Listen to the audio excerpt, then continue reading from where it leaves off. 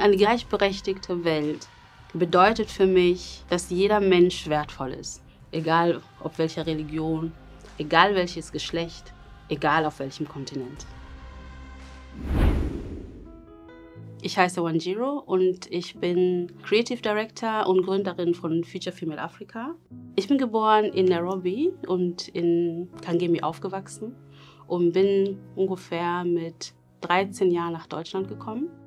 Die wichtigsten Menschen in meinem Leben sind insbesondere meine Großmutter, meine Mutter, meine Tanten. Und das liegt daran, dass sie als Frauen eine sehr, sehr große und starke Gemeinschaft gebildet haben. Sie sind ja vor der Unabhängigkeit, mussten sie sich ja zusammensetzen, zusammenbilden. Viele Männer waren bereits in den Krieg gezogen, um sich gegen die Kolonialisten zu behaupten. Im Grunde genommen entstanden so Netzwerke, in denen diese Frauen sich gegenseitig gestützt haben. Und das hat mich einfach von Anfang an ziemlich beeindruckt, weil so muss es eigentlich sein.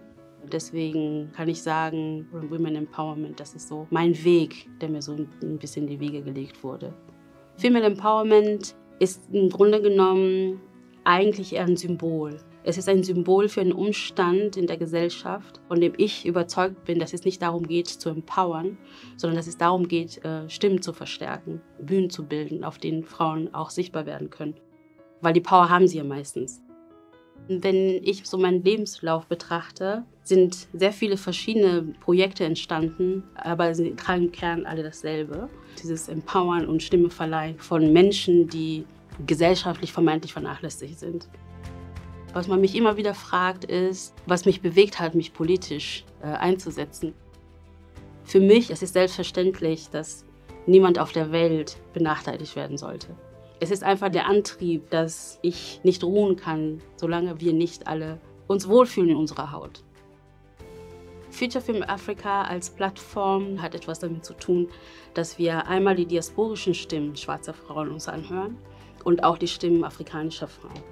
Wenn wir über den afrikanischen Kontinent sprechen, haben wir oft auch das Problem, dass sehr wenig darüber gesprochen wird, was kann man dort investieren. Und so eine Plattform gibt uns einfach die Möglichkeit, diese Frauen zu verbinden untereinander, aber auch einfach mal zu sagen, hier können wir den Menschen, die darin sind, vertrauen.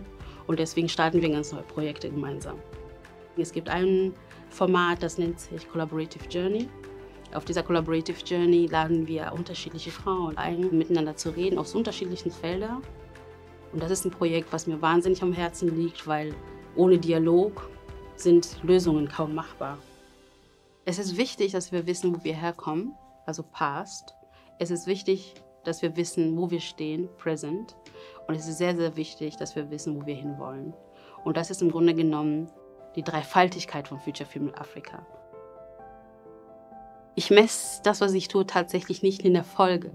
Als ich dann diesen Preis bekommen habe, war ich dann doch schon ein bisschen überrascht, weil ich dachte, wieso denn gerade ich? Und es war überraschend, aber als dann die Laudatio vorgelesen wurde, habe ich gedacht, ach so, das bist ja wirklich ja alles. Du warst das ja alles ja wirklich.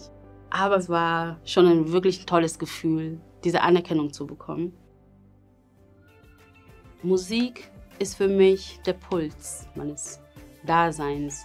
Und auch da ist meine Großmutter eine große Wegbereiterin. Sie hat immer gesungen, zu jeder Tages- und Nachtzeit und ganz klassisch. Ohne Gitarre hatten wir nicht, aber zumindest hatten wir Stimmen und mit diesen Stimmen haben wir bestimmte unterschiedliche Sachen angestimmt. Es muss nicht immer Musik als Kommerz betrachtet werden oder als Massenprodukt, sondern es ist ein Lebensgefühl. Ich glaube, eine gleichberechtigte Welt bedeutet für mich, dass jeder Mensch wertvoll ist. Und wenn man sich selbst als Wert anerkennt und sich selber lieb hat, dadurch können wir auch lernen, auch andere lieb zu haben.